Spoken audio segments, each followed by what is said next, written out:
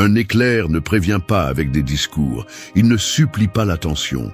Il apparaît, illumine et disparaît en laissant le ciel marqué. C'est ainsi que fonctionne le silence lorsque tu apprends à le maîtriser. Il n'a pas besoin de détour, il ne demande pas la permission, il ne cherche pas à convaincre. Sa force réside dans ce qu'il ne dit pas, dans ce qu'il oblige les autres à affronter lorsqu'ils ne reçoivent plus tes paroles. Le monde est devenu accro au bruit, aux justifications interminables, à expliquer chaque décision comme si ta valeur dépendait de la compréhension des autres. Mais alors que tout le monde se bat pour être entendu, le silence coupe comme une épée invisible. C'est le langage de la dignité, du respect de soi, du calme qui ne se négocie pas. Se taire n'est pas fuir, c'est un mouvement calculé. C'est montrer que tu n'as pas besoin de crier pour avoir raison, que ta paix vaut plus qu'un débat stérile. Et c'est aussi l'espace où tu te rencontres avec toi-même, où tu sépares les émotions passagères des principes solides qui soutiennent ta vie. Cette vidéo est pour ceux qui comprennent que parler trop fatigue, mais se taire au bon moment transforme. Reste, car ici tu découvriras comment le silence peut devenir ton plus grand pouvoir, ton véritable arme, et la preuve la plus claire que la force ne se mesure pas toujours avec des mots. 1. Arrête de poursuivre des explications. Un miroir ne fait pas de discours sur ce qu'il reflète. Il n'invente pas d'excuses pour justifier l'image qu'il renvoie, ni ne se trouble parce que quelqu'un doute de ce qu'il montre. Il est simplement là, solide, clair, renvoyant la vérité telle qu'elle est. C'est ainsi que tu devrais te comporter face à la vie. Arrêter de courir après des explications et commencer à vivre avec la certitude que ta valeur ne dépend pas de ta capacité à convaincre qui que ce soit. Chaque fois que tu tombes dans le piège de te justifier sans cesse, tu deviens prisonnier des opinions des autres et tu donnes ta paix à ceux qui ne seront jamais satisfaits. Le besoin d'expliquer trop vient de la peur. Peur d'être mal compris, d'être considéré comme le coupable, que les autres inventent une histoire différente de celle que tu connais. Alors tu cours, tu parles, tu t'épuises en phrases interminables, essayant de prouver ta bonne intention. Mais cette course ne finit jamais. Celui qui veut douter de toi trouvera 1000 raisons de le faire, même si tu écris un livre entier avec des raisons. Et pendant ce temps, c'est toi qui paies le prix. Ton énergie, ta dignité, ton temps. Le stoïcisme rappelle quelque chose d'essentiel. La seule chose que tu contrôles sont tes actes et tes pensées. L'interprétation que les autres en font échappe à ton contrôle.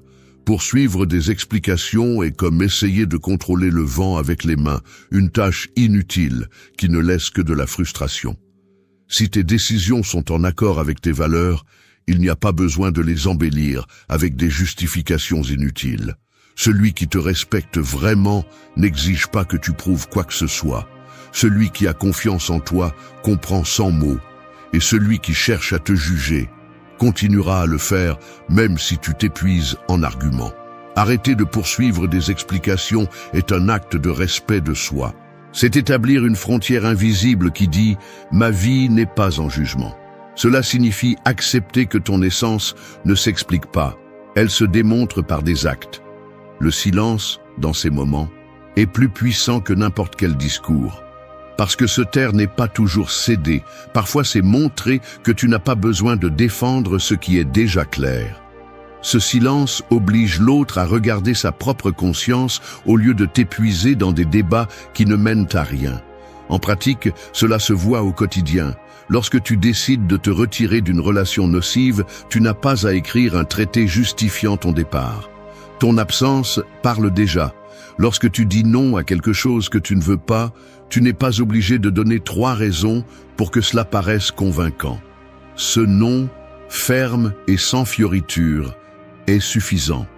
Lorsque tu choisis de prioriser ta paix au lieu de satisfaire les attentes, tu n'as pas besoin d'expliquer que tu le fais pour ta santé mentale ou pour l'équilibre.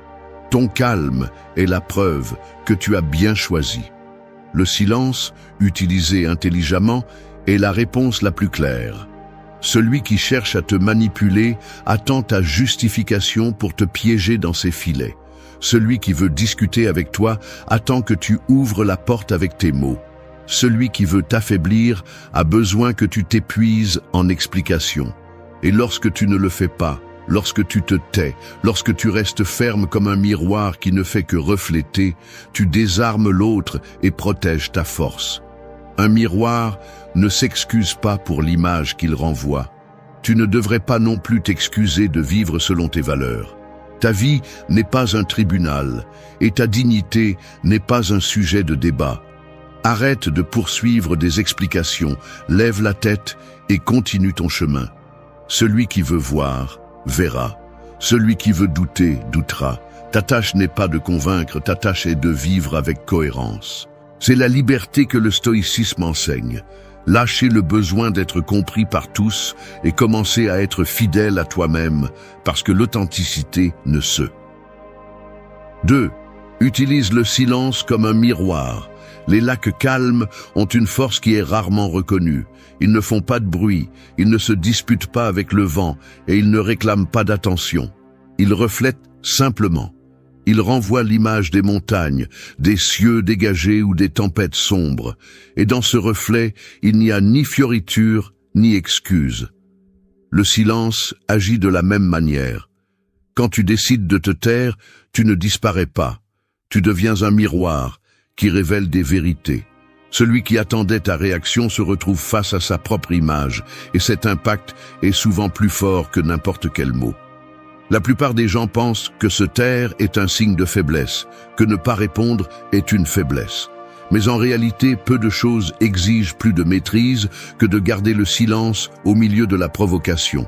Parler est facile, réagir est instinctif, crier est ce que n'importe qui peut faire.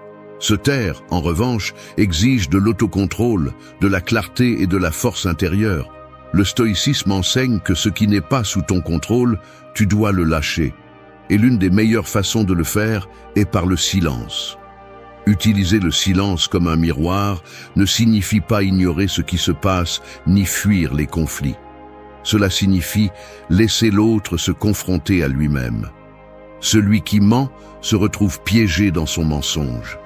Celui qui manipule se noie dans ses propres jeux. Celui qui blesse se retrouve face à l'écho de ses actions. Tu n'as pas besoin de sermons interminables pour que quelqu'un comprenne ce qu'il a fait, car souvent, ton absence de mots est le reflet le plus frappant. Ce reflet ne pointe pas seulement vers les autres, il pointe aussi vers toi. Quand tu choisis de te taire, tu te confrontes à tes propres impulsions. Tu découvres combien de fois tu parlais par orgueil, par peur de mal paraître ou par besoin d'approbation. Le silence expose ce que tu portes en toi. Il te force à observer si ton intention est de chercher la justice ou de nourrir ton ego. Et dans ce processus, tu apprends à séparer ce qui est vraiment important de ce qui ne mérite pas ton énergie. Dans la vie quotidienne, cela s'applique à chaque interaction.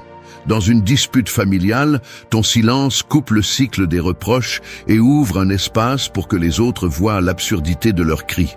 Au travail, quand quelqu'un essaie de te provoquer, ton calme montre plus d'autorité que n'importe quelle réponse défensive. Dans une relation, quand l'autre personne attend que tu te fatigues à te justifier, ta décision de ne pas donner d'explications inutiles révèle que tu ne joueras plus à ce jeu. Ton silence reflète plus que n'importe quel mot pourrait accomplir. Le silence protège aussi ta paix. Parce que chaque fois que tu choisis de te taire, tu évites de nourrir des batailles inutiles. Tu évites de gaspiller ton énergie à prouver ce qui est déjà clair. Tu évites de te retrouver piégé dans des discussions où il n'y a pas de véritable intérêt à écouter. Tu laisses les schémas parler, le temps révéler la vérité et la conscience de l'autre faire son travail. Pendant ce temps, tu conserves ta force et ta clarté. Le miroir du silence est dérangeant parce qu'il ne peut pas être manipulé. Un mot peut être discuté, un argument peut être nié, mais le silence laisse l'autre sans outil. C'est un vide qui l'oblige à affronter ce qu'il ne veut pas voir. C'est le pouvoir du silence. Il transforme l'absence de ta voix en une leçon impossible à ignorer. Utiliser le silence comme un miroir ne te rend pas moins fort, il te rend plus fort. Il te montre que ta valeur ne réside pas dans le fait de parler beaucoup, mais dans ta capacité à maîtriser tes impulsions. Il t'apprend que, parfois, la meilleure réponse est aucune. Et avec cette attitude, ta vie devient un lac calme qui reflète la vérité sans fioriture, sans besoin de bruit. 3. Retire-toi avec dignité. Des cicatrices bien fermées n'ont pas besoin d'explication. Ce sont des marques qui montrent ce qui s'est passé, mais elles ne saignent plus, elles ne supplient plus l'attention. Ainsi devrait être ton départ de toute situation qui ne respecte pas ta valeur. Se retirer avec dignité, c'est comprendre que tout ne mérite pas une bataille finale, qu'il n'est pas toujours nécessaire de faire un discours avant de partir, et que ton silence peut être la conclusion la plus percutante.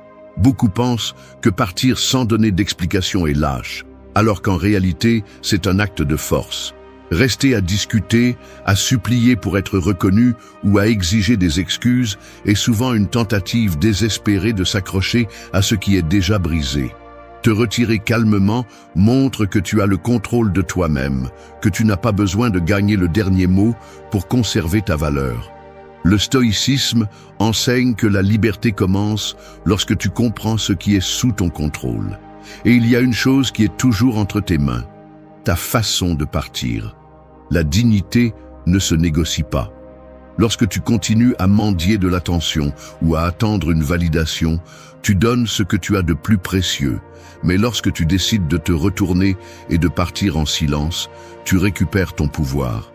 Il ne s'agit pas de vengeance ou de fierté, mais de respect de soi. C'est reconnaître que ton énergie ne sera pas consommée par ceux qui ne savent pas l'apprécier. Se retirer avec dignité ne signifie pas fuir. Cela signifie avoir vu clairement que cet endroit, cette relation ou cette discussion n'ont plus rien à t'offrir. Cela signifie ne pas rester coincé dans le cercle du reproche, où les mots deviennent des couteaux qui blessent sans cesse. Le silence de ton départ est beaucoup plus fort que toute accusation, car il ne coupe pas seulement le lien, il révèle aussi la vérité. Tu n'as plus besoin d'être là. En pratique, se retirer avec dignité peut être aussi simple que de ne pas répondre à un message qui cherche seulement à provoquer, que de se lever d'une table où il n'y a pas de respect, que de décider de ne pas donner d'explication à celui qui n'a pas vraiment d'intérêt à les écouter. Ce sont de petits gestes qui, ajoutés, construisent un caractère fort, un caractère qui ne négocie pas sa paix. Le silence de celui qui part pèse plus que le bruit de celui qui reste. Car ce silence oblige l'autre à faire face à l'absence, à regarder ce qu'il a perdu, à confronter ce qu'il n'a jamais voulu reconnaître. Mais ce n'est plus ton problème. Ta tâche n'est pas de réparer la conscience des autres, mais de protéger la tienne. Le stoïcien sait que se retirer à temps fait partie de la sagesse. Marc Aurèle disait que ce qui n'est pas en accord avec ta nature doit être laissé derrière sans regret. Et rien n'est plus contraire à ta nature que de rester là où il n'y a pas de respect. C'est pourquoi se retirer avec dignité est aussi un acte de fidélité envers toi-même. C'est choisir la sérénité plutôt que la confrontation, la paix plutôt que l'humiliation, la cohérence plutôt que l'épuisement. La vie te mettra face à des situations où tu voudras expliquer plus que nécessaire, où la fierté te demandera le dernier mot. C'est là que tu dois te rappeler que ta valeur ne dépend pas des applaudissements finaux. Ta valeur reste intacte dans la façon dont tu choisis de fermer la porte.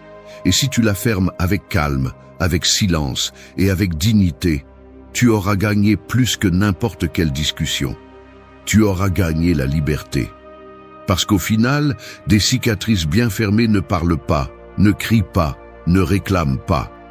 Elles sont juste là, fermes, te rappelant que tu as survécu et que ta force réside dans le fait d'avoir su partir à temps. C'est ainsi que l'on se retire avec dignité, un acte silencieux qui vaut plus que 1000 mots. 4. Écoute ta propre voix. Au milieu d'une foule, il y a toujours du bruit, des voix qui poussent, qui conseillent, qui critiquent, qui donnent leur avis sans que tu ne le demandes.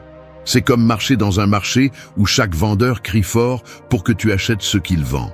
Si tu n'as pas de clarté, tu finis par porter des choses dont tu n'as pas besoin, dépenser ce que tu n'as pas et oublier ce que tu cherchais vraiment. C'est ce qui se passe lorsque tu vis en suivant les voies extérieures. Tu perds de vue ce qui compte vraiment et tu arrêtes d'écouter ta propre voix, ce guide silencieux qui sait exactement ce dont tu as besoin. L'erreur la plus courante est de vivre en cherchant à plaire, à s'intégrer ou à obtenir l'approbation. Tu t'adaptes à ce que les autres attendent de toi, tu sacrifies tes principes pour ne pas être jugé et tu éteins peu à peu ce que tu veux vraiment. Le stoïcisme enseigne que le plus précieux est la cohérence avec soi-même. Si ta vie dépend des applaudissements, tu deviens l'esclave du bruit. Et quand le bruit s'éteint, tu restes vide. Écouter ta propre voix ne signifie pas ignorer le monde. Cela signifie savoir filtrer, savoir quand un conseil a de la valeur et quand il cherche juste à te contrôler. Cette voix intérieure ne crie pas, n'impose pas, ne menace pas. C'est le calme, c'est la fermeté, c'est la clarté. Mais pour l'entendre, tu as besoin de silence, car le bruit extérieur essaie toujours de s'imposer. C'est là le défi. Éteindre par moments le brouhaha des autres et créer de l'espace pour ton intérieur. Au quotidien, cela signifie t'arrêter avant de prendre des décisions et te demander si ce que tu es sur le point de faire répond à ta conviction ou au désir de plaire. Cela signifie reconnaître quand tu agis par peur du rejet et quand tu le fais à partir de ton authenticité. Cela signifie oser marcher différemment, même si cela provoque des critiques. Écouter ta voix est un acte de courage, car souvent, elle te montrera des vérités inconfortables, que tu dois t'éloigner des gens, que tu dois changer tes habitudes, que tu dois arrêter de fuir ce que tu dois vraiment affronter.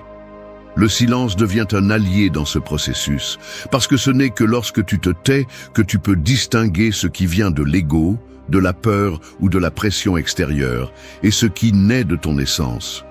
Ce silence intérieur t'entraîne à l'autocontrôle, te renforce et te donne une direction. Tu n'as plus besoin de temps de validation, car ce que tu entends à l'intérieur pèse plus que n'importe quelle opinion passagère. Il n'est pas toujours facile de suivre cette voie. Il y aura des moments où tu sentiras qu'il est plus confortable de suivre le courant, de répéter ce que les autres font ou de te contenter de ce que les autres attendent. Mais lorsque tu choisis de t'écouter, tu découvres que ta vie commence à avoir plus de sens. Les décisions ne naissent plus de la pression, mais de la conviction. Tes pas cessent d'être fragiles parce qu'ils ne dépendent pas de jugements changeants, mais d'une certitude qui se construit en toi. Le stoïcien sait que sa liberté dépend de cet acte, écouter sa propre raison et vivre en accord avec elle, et non en fonction des voix qui l'entourent. Et c'est précisément dans cette pratique que se trouve la véritable paix. Parce qu'au final, celui qui n'écoute pas sa voix intérieure finit par vivre la vie des autres, pris au piège sur des chemins qu'il n'a jamais choisis. Un marché plein de cris peut te distraire, mais celui qui apprend à reconnaître et à obéir à sa voix intérieure ne se perd jamais. C'est la plus grande liberté. Marcher avec assurance parce que tu sais que ton guide n'est pas à l'extérieur, mais à l'intérieur. Et quand tu vis à partir de cette voie, tu découvres que tu n'as pas besoin de convaincre ni de plaire, car ta cohérence parle d'elle-même. 5. Ne cherche pas de clôture chez les autres. Les cendres n'attendent pas d'explication du feu qui les a consumées, elles tombent simplement sur le sol, se refroidissent et se laissent emporter par le vent. C'est ainsi que devrait être ta façon de lâcher prise lorsqu'une étape se termine. Attendre que quelqu'un d'autre te donne une clôture, c'est comme rester assis devant les braises en priant pour que le feu se rallume pour justifier pourquoi il a brûlé. La véritable clôture n'est pas donnée par celui qui est parti. Elle est donnée par ta capacité à accepter ce qui s'est passé et à aller de l'avant avec dignité. Le besoin de chercher une clôture chez les autres naît du désir de contrôle. Tu veux comprendre pourquoi on t'a abandonné, pourquoi on a trahi ta confiance, pourquoi on n'a pas tenu ce qu'on avait promis. Tu cherches des réponses comme si ces mots pouvaient guérir tes blessures. Mais la vérité est qu'aucune explication externe ne change le fait que cela s'est déjà produit. Même si l'autre parlait, la blessure resterait la tienne et la guérison dépendrait de toi, pas de ce que l'autre décide de révéler. Le stoïcisme enseigne que la seule chose sous ton contrôle sont tes pensées et tes actions. Attendre que quelqu'un te donne une clôture, c'est lui donner ton pouvoir. C'est donner la clé de ta paix à quelqu'un qui n'a peut-être jamais eu l'intention de la préserver. Le stoïcien comprend que la clôture ne se demande pas, elle se construit. Tu la trouves quand tu décides d'accepter la réalité telle qu'elle est, sans fioritures, sans justifications inutiles. La clarté naît quand tu dis « Je n'ai pas besoin qu'on m'explique pour aller de l'avant, je sais ce que j'ai à faire ».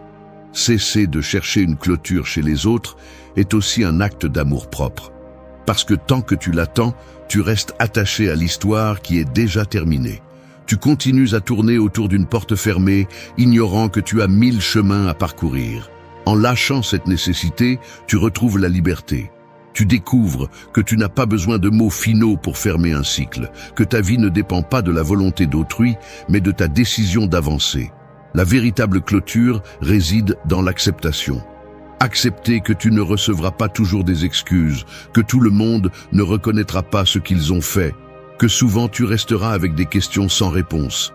Et au lieu de voir cela comme une punition, tu le transformes en force. Tu apprends à faire confiance au fait que l'absence de clôture externe ne te retire pas de dignité, mais t'oblige à la trouver en toi. C'est la clôture la plus puissante. Regarder en arrière sans rancœur, sans besoin de clarification et marcher la tête haute. En pratique, cela signifie arrêter d'envoyer des messages en attendant des explications, arrêter d'insister sur des conversations qui ne font que rouvrir des blessures, arrêter de mendier des excuses qui ne viendront peut-être jamais. Cela signifie reconnaître que le silence de l'autre est aussi une réponse, et que dans cette absence se trouve tout ce que tu as besoin de savoir. En le comprenant, tu cesses de dépendre de l'extérieur et commences à construire ta paix intérieure. La vie devient plus légère quand tu comprends que tu n'as pas à attendre une fin parfaite pour aller de l'avant. Comme les cendres qui ne demandent pas au feu pourquoi elles ont brûlé, tu apprends à lâcher prise sans réponse, à te reposer sur le fait que ce qui a été vécu a déjà rempli son but. Le stoïcien ne s'accroche pas à ce qu'il ne peut pas changer. Il embrasse la réalité et la transforme en leçon. Ne cherche pas de clôture chez les autres, car en le faisant, tu restes prisonnier de leur volonté. Trouve-la en toi, dans l'acceptation, dans le silence, dans la décision ferme de ne pas rester coincé dans ce qui est déjà terminé. C'est la clôture la plus digne, celle que personne ne peut te donner, mais que personne ne peut te prendre. Tu peux même la sentir en toi. 6. Valoriser les modèles, pas les promesses. Les montres ne fonctionnent pas grâce à la beauté de leurs chiffres peints, mais grâce à la précision du mécanisme qui se répète encore et encore, sans faillir. Peu importe si le cadran est orné d'or ou de cristal, ce qui marque vraiment le temps est la constance de son mouvement. Il en va de même dans la vie. Ce ne sont pas tant les promesses ornées de belles paroles qui comptent, mais les modèles que quelqu'un démontre par ses actes. Car tout le monde peut jurer, mais seul le temps révèle la vérité de ce que l'on fait réellement. La plupart des gens se laissent séduire par des discours, par des promesses pleines d'émotions, par des phrases qui semblent être des engagements fermes. Nous croyons en des mots qui sonnent doux et nous faisons confiance à ceux qui assurent qu'ils changeront, qu'ils tiendront leurs promesses, que cette fois-ci sera différente. Cependant, le stoïcisme enseigne à ne pas se fier à ce qui n'est pas sous notre contrôle, et ce que quelqu'un promet est toujours moins fiable que ce qu'il fait.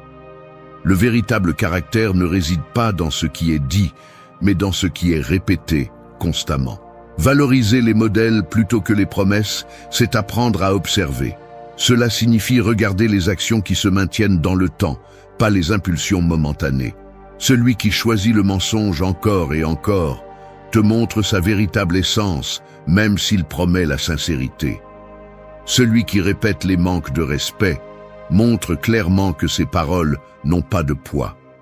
D'un autre côté, celui qui fait preuve de constance dans son respect, dans sa discipline, dans son engagement, même s'il ne parle pas beaucoup, t'a déjà dit tout ce que tu as besoin de savoir. Les promesses vides sont faciles à fabriquer, mais les modèles ne mentent pas. Et c'est là que tu dois porter ton attention.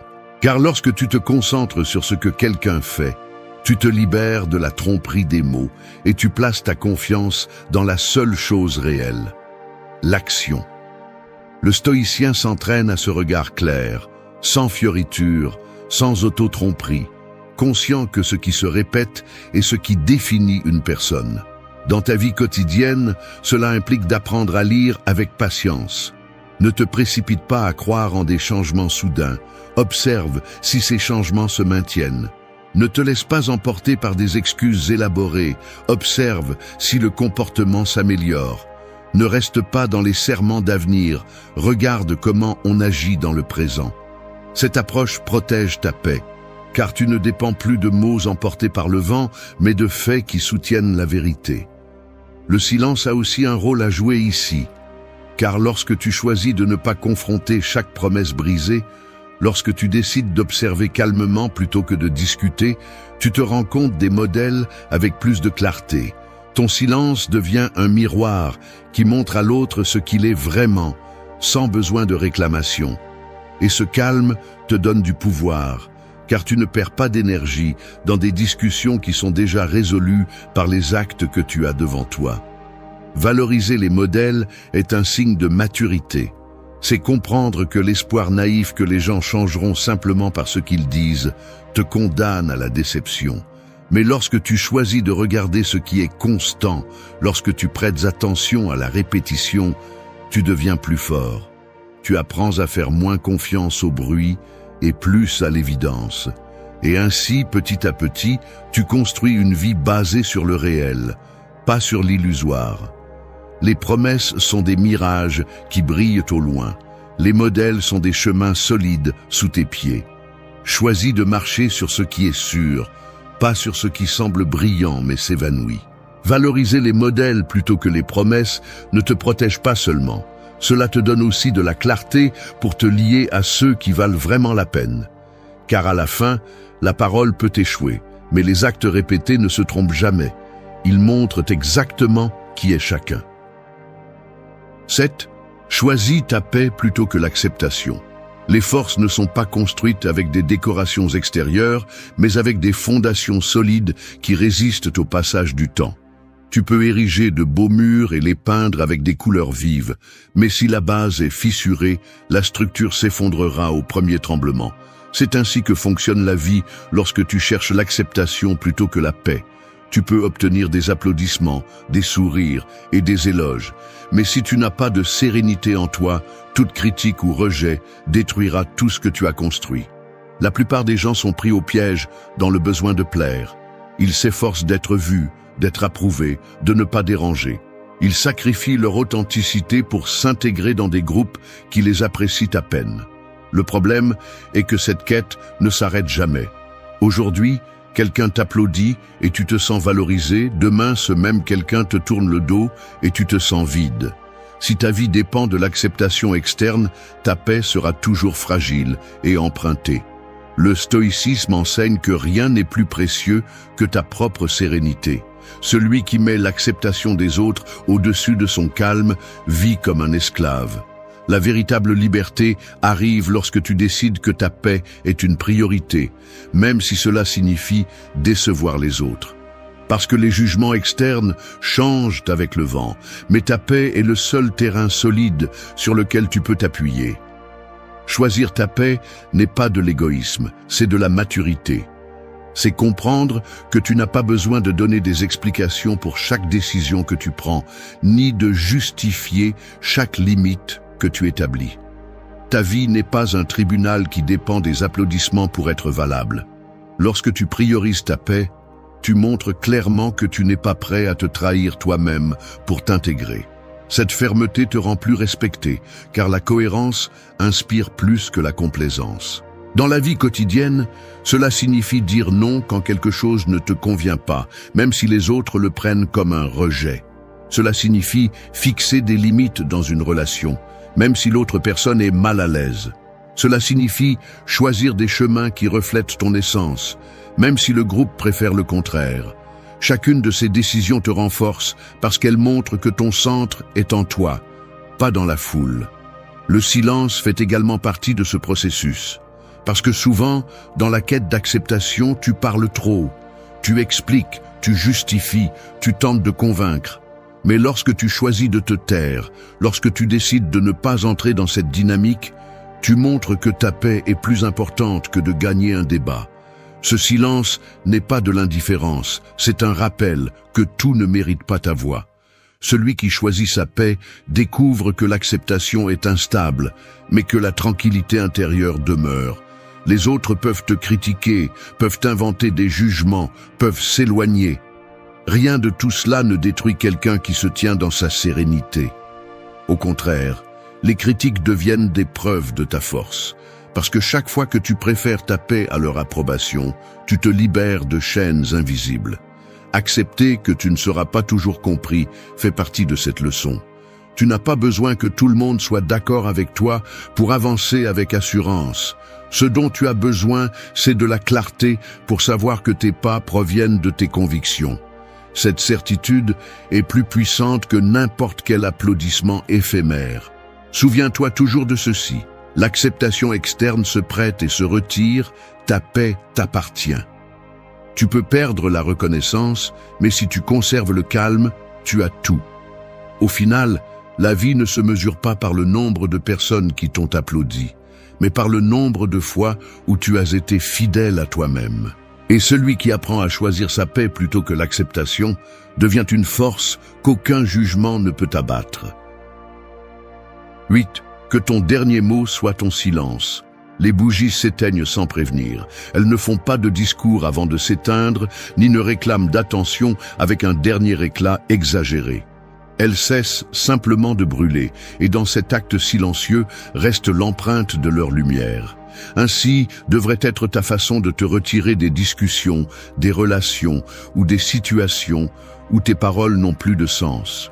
Que ton dernier mot soit ton silence est un acte de maîtrise personnelle, de respect envers toi-même et de sagesse face à ceux qui espèrent t'entraîner sur un terrain où ils ne gagneraient qu'avec ta réaction.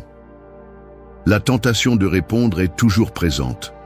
Tu veux avoir le dernier mot, conclure avec un argument brillant, faire comprendre qui avait raison. Cependant, la plupart de ces batailles ne se gagnent pas en parlant. Elles se gagnent avec le calme de ne pas donner plus que nécessaire. Le stoïcisme enseigne que la victoire n'est pas dans le fait de convaincre les autres, mais de conserver ta sérénité.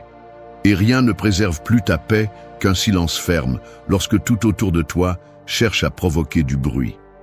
Laisser ton dernier mot être ton silence ne signifie pas faiblesse ou indifférence. Cela signifie avoir compris que ton énergie est trop précieuse pour être gaspillée en explications sans fin. Cela signifie reconnaître que celui qui n'a pas voulu écouter quand tu parlais ne le fera pas non plus quand tu répéteras ton argument 10 fois de plus. Le silence devient alors une clôture parfaite, un message qui n'a pas besoin de fioritures. Ici se termine ma part, le reste ne m'appartient plus. Ce silence final a un impact plus grand que n'importe quelle phrase, parce qu'il oblige l'autre à faire face à l'absence de ta voix, à vivre avec l'écho de ce que tu as déjà dit et à gérer sa propre conscience sans ton intervention. En te taisant, tu ne perds pas, au contraire, tu reprends le contrôle. Le silence te place dans une position de fermeté qu'aucun mot ne pourrait soutenir. Dans la vie quotidienne, ce principe peut te sauver de beaucoup d'usure. Dans une discussion familiale où tout le monde veut s'imposer, ton silence coupe la chaîne du bruit. Dans une relation où tu es toujours poussé à te justifier, ta décision de te taire montre que tu ne joues plus le jeu. Au travail, quand quelqu'un cherche à te provoquer, ton calme reflète plus d'autorité que n'importe quelle défense précipitée. Dans chaque cas, ton silence devient la déclaration la plus claire de ta force. C'est aussi un apprentissage interne. Parce qu'en restant silencieux, tu ne stoppes pas seulement la confrontation externe, tu apprends aussi à t'écouter toi-même. Tu te rends compte que beaucoup de tes envies de parler naissent de l'orgueil, de la peur d'être mal interprété ou du désir de prouver ta valeur. Lorsque tu choisis le silence, tu entraînes ton esprit à maîtriser ses impulsions et tu te rappelles que ta dignité ne dépend pas de gagner un débat, mais de garder ton calme. Laisser ton dernier mot être ton silence est un rappel que tout ne mérite pas une réponse. Il y a des accusations qui s'effondrent d'elles-mêmes, des manipulations qui se révèlent avec le temps, des vérités qui n'ont pas besoin de défense. Ta tâche n'est pas d'être dans toutes les batailles, ta tâche est de préserver ta paix. Et parfois cela signifie te retirer avec la sérénité d'une bougie qui s'éteint sans bruit, sachant qu'elle a déjà accompli sa tâche d'éclairer. Le silence ne demande pas la permission, ni ne cherche l'approbation. Il est simplement là, il persiste et protège. Lorsque tu l'utilises comme ton dernier mot, tu découvres que personne ne peut te voler ta force. Parce qu'il n'y a pas d'argument plus puissant que celui de quelqu'un qui choisit de se taire quand tout le monde attend du bruit. C'est la véritable victoire, partir en paix, en laissant clairement entendre que ta dignité n'est pas négociable. Un guerrier ne se mesure pas par les batailles qu'il mène à l'extérieur, mais par la force qu'il construit à l'intérieur. Le monde est un champ ouvert où pleuvent les critiques, les échecs et les provocations déguisées en paroles ou en silence. Et beaucoup marchent sans bouclier, permettant à chaque coup de traverser leur intérieur. Mais celui qui décide de lever sa propre armure intérieure ne dépend pas des murs extérieurs, car son véritable pouvoir réside dans ce qui ne peut être détruit, son caractère. La réalité ne s'adoucit pas parce que tu le veux, ni ne s'arrête pour que tu puisses respirer. Chaque jour apporte des injustices, des défaites, des situations qui cherchent à te faire plier. Et même si tu ne peux pas toujours contrôler ce qui se passe à l'extérieur, tu peux contrôler ce qui se forge à l'intérieur. C'est là la différence entre être esclave des circonstances ou maître de soi-même. Ce parcours n'offre pas de confort, il exige de la fermeté. C'est accepter la déception comme apprentissage, maintenir la dignité au milieu du chaos, te plier comme le bambou sans te briser et transformer chaque irritation en un entraînement de ton esprit. C'est briser les chaînes de la peur et de la honte, te libérer de mesurer ta valeur en fonction des résultats, choisir la paix avant l'orgueil et laisser ton esprit être le gouvernail qui guide chaque pas. Il ne s'agit pas d'un discours vide, mais d'une pratique constante, d'un entraînement qui façonne le caractère et transforme n'importe qui en une forteresse vivante. Dans un monde où le bruit cherche à te dominer, le véritable pouvoir n'est pas de contrôler l'extérieur, mais de te dominer toi-même. C'est le chemin que nous allons parcourir, et si tu oses le suivre, tu comprendras pourquoi la force la plus redoutée est celle de celui qui ne se brise pas. 1. Forge une armure intérieure face à la déception. Une épée qui traverse l'air ne peut pas couper le vent, aussi tranchante soit-elle. Il en va de même pour la déception. Elle traverse ceux qui n'ont pas de défense, mais devient inutile face à ceux qui ont construit en eux une armure invisible. Tous, tôt ou tard, nous faisons face à des promesses non tenues, des mots qui blessent, des attentes brisées. La déception arrive comme un voleur silencieux qui vole la motivation et laisse un vide dans la poitrine. Cependant, ce qui compte vraiment n'est pas la blessure qu'elle cause, mais ce que tu décides de faire avec. Tu peux la laisser te plier ou tu peux l'utiliser comme matériau pour durcir ton caractère. Les stoïciens enseignaient que rien d'externe ne devait avoir un pouvoir absolu sur nous. La déception, bien que douloureuse, n'est pas une condamnation, c'est une leçon déguisée. Lorsque quelqu'un trahit ta confiance, lorsqu'un plan ne se déroule pas comme tu l'avais prévu ou lorsque la vie se moque de tes efforts, tu as le choix de te noyer dans le ressentiment ou d'élever un mur de clarté. Ce mur n'est pas érigé avec arrogance ou indifférence feinte, mais avec une discipline de fer qui transforme chaque coup en un rappel que ta valeur ne dépend pas du comportement des autres ni des résultats immédiats. L'armure intérieure se forge dans la répétition de petits actes d'autocontrôle. Chaque fois que tu choisis de ne pas réagir avec colère, chaque fois que tu te forces à respirer avant de lâcher une réponse impulsive, chaque fois que tu décides de maintenir ta dignité au lieu de tomber dans la plainte, tu soudes une pièce de plus de cette armure. La déception cesse d'être un ennemi et devient un maître qui te teste, qui te force à te rappeler que le véritable pouvoir réside dans ce que tu contrôles, ta réponse. Il ne s'agit pas de nier ce qui fait mal, mais de l'affronter avec lucidité. La déception enseigne que faire confiance aveuglément aux autres sans avoir ses propres fondations est une erreur. Tu apprends à ne pas confier tout ton bien-être à des promesses externes. Tu apprends à ne pas dépendre des résultats pour soutenir ta paix. Tu apprends que la dignité ne se négocie pas, même si le monde autour insiste sur le contraire.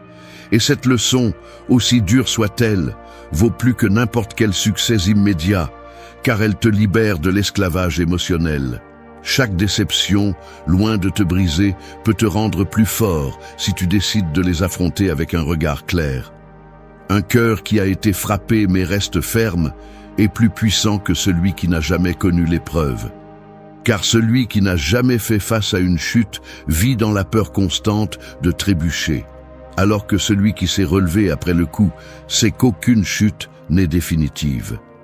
Forger une armure intérieure face à la déception, c'est apprendre à ne pas donner les clés de ta paix à personne. C'est se rappeler que les flèches externes se brisent lorsqu'elles heurtent la volonté de faire. Et lorsque tu atteins ce niveau de maîtrise, tu découvres que la déception n'a plus le pouvoir de te détruire, parce que tout ce qui compte est soutenu en toi. 2. Garde ta dignité et ton contrôle, même au milieu de la tempête. Une tempête en haute mer ne distingue pas le navigateur expert de l'inexpérimenté, tous deux reçoivent le même vent et les mêmes vagues. Mais la différence réside dans leur réaction. Celui qui panique agite le gouvernail sans direction, se laisse emporter et finit par faire naufrage. Celui qui garde son calme et sa fermeté tient le gouvernail avec décision, ajuste les voiles et traverse la fureur de la mer la tête haute. C'est ainsi dans la vie. Les tempêtes sont inévitables, les attaques verbales, les injustices, les trahisons, les coups émotionnels, tout arrive sans préavis. Mais ta dignité et ton contrôle sont le gouvernail qui te permet de ne pas te perdre au milieu du chaos. L'impulsion de réagir est toujours présente. Quand quelqu'un te provoque, quand une situation échappe à ton contrôle, quand la colère ou la frustration frappe, la première chose qui surgit est la tentation de répondre de la même manière, d'équilibrer l'offense par une autre offense. Mais c'est là que se distingue un caractère stoïcien, car il comprend que chaque réaction impulsive est une cession de pouvoir. Celui qui se met en colère sans mesure, qui crie sans réfléchir, qui se rabaisse face à la provocation, perd plus qu'il ne gagne, car il cesse d'être maître de lui-même. Garder sa dignité au milieu de la tempête ne signifie pas rester immobile ni feindre l'indifférence, cela signifie agir à partir de la force et non de la faiblesse. Les stoïciens parlaient de l'importance de gouverner l'esprit avant tout. Si une personne parvient à garder son calme alors que le monde autour d'elle s'effondre, elle démontre une maîtrise que peu atteignent. La dignité ne dépend pas de l'approbation des autres, elle ne se négocie pas et ne s'achète pas. Elle se maintient par la discipline de ne pas céder au chaos extérieur. Chaque mot offensant auquel tu choisis de ne pas répondre avec colère est une brique dans ce mur intérieur. Chaque fois que tu choisis de respirer avant de parler, chaque fois que tu décides de ne pas te laisser entraîner dans des discussions vaines, tu renforces cette structure. Le contrôle n'est pas répression, c'est direction. Il ne s'agit pas d'éteindre les émotions comme si elles étaient un feu interdit, mais d'apprendre à les diriger vers quelque chose de constructif. La colère peut se transformer en fermeté, la frustration en stratégie, la tristesse en réflexion. Lorsque tu choisis de transformer plutôt que d'exploser, la tempête perd son pouvoir sur toi. La dignité n'est alors pas un déguisement, c'est la manifestation que ta volonté est au-dessus des caprices de la situation. Il est facile de garder son calme quand tout va bien.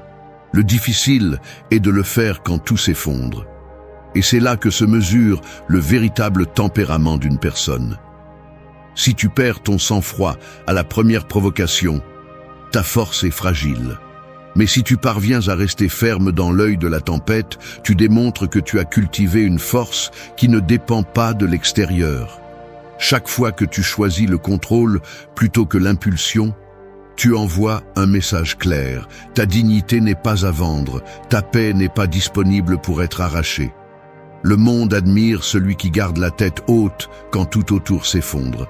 Car cette image inspire, elle montre qu'il existe un niveau de maîtrise humaine qui ne se brise pas avec les vents de la vie.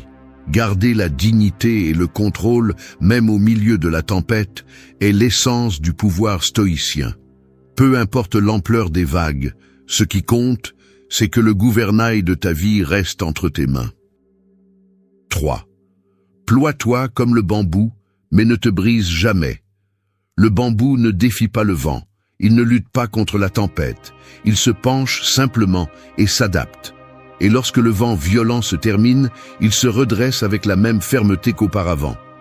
C'est la métaphore parfaite de la résilience. La vie ne demande pas si tu es prêt, elle ne te donne pas de répit, elle se présente avec des changements brusques, des pertes soudaines, des situations qui bouleversent tout ce que tu croyais sûr. Celui qui s'accroche rigidement à ce qu'il connaît, celui qui refuse d'accepter que les choses changent, finit par se briser. Mais celui qui apprend à se plier, celui qui s'adapte sans perdre son essence, survit, résiste et devient plus fort qu'avant. Beaucoup pensent que la force est dureté, mais la véritable force réside dans la flexibilité. L'acier peut se briser sous la pression, tandis que le bambou, apparemment fragile, résiste grâce à sa capacité à se plier sans se rompre. Dans la vie, il en va de même. Lorsque l'adversité arrive, il ne s'agit pas de durcir jusqu'à devenir inflexible. Il s'agit de maintenir ton centre assez ferme pour ne pas perdre ton essence et assez flexible pour supporter le changement. Le stoïcisme enseigne que tu ne contrôles pas l'extérieur, mais tu contrôles comment tu réponds. Et dans cette réponse réside le secret de la force. Se plier n'est pas se rendre, c'est une stratégie. C'est accepter que tu ne peux pas arrêter la tempête, mais tu peux décider comment la traverser. C'est comprendre que céder à l'inévitable ne te rend pas faible, cela te rend intelligent.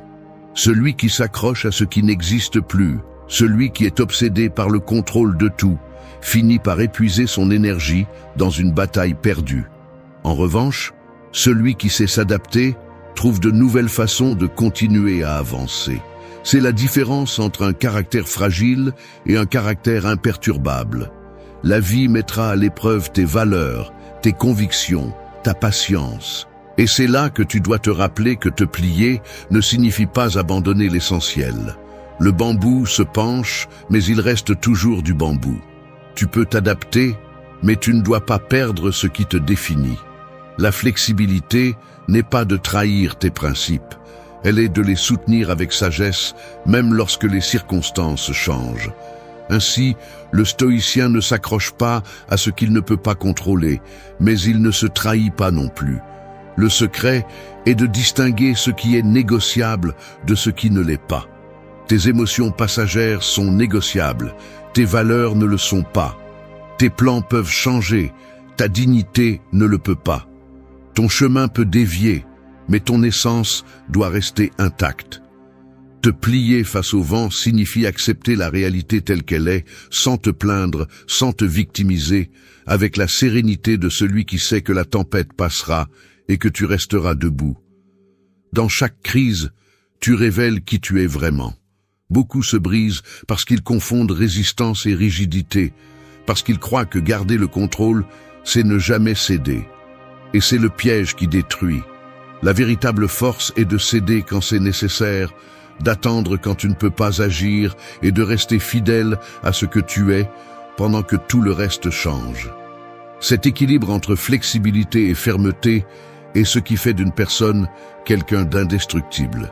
Se plier comme le bambou n'est pas un signe de faiblesse, c'est la preuve suprême de la sagesse. Cela signifie savoir s'adapter sans se briser, garder son calme lorsque la vie est agitée et se rappeler que, bien que les vents changent, le sol reste le tien. C'est cette attitude qui te maintient ferme dans n'importe quelle circonstance, car celui qui sait se pencher ne craint pas la tempête, il sait qu'à la fin, il se redressera toujours avec plus de force qu'avant. 4. Transforme chaque irritation en un terrain d'entraînement pour ton esprit. Une étincelle dans une forêt sèche peut se transformer en un incendie dévastateur si elle n'est pas contrôlée à temps. C'est ainsi que fonctionnent aussi les irritations. Elles commencent petites, presque insignifiantes, mais si on les laisse grandir, elles consomment la tranquillité, détruisent la clarté et ravagent la dignité. La plupart des gens se laissent perturber par le moindre détail.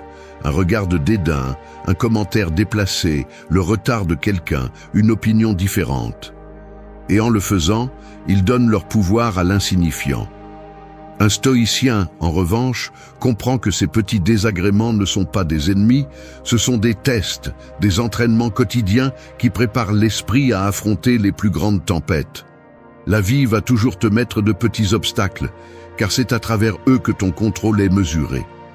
Tu ne peux pas espérer garder ton calme dans un grand échec si tu perds ton sang-froid pour le moindre détail.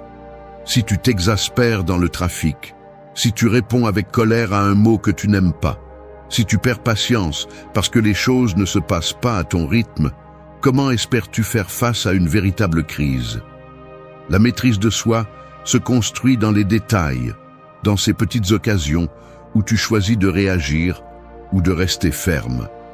Le terrain d'entraînement de l'esprit n'est pas dans un temple ni dans un lieu isolé du bruit. Il est dans le quotidien.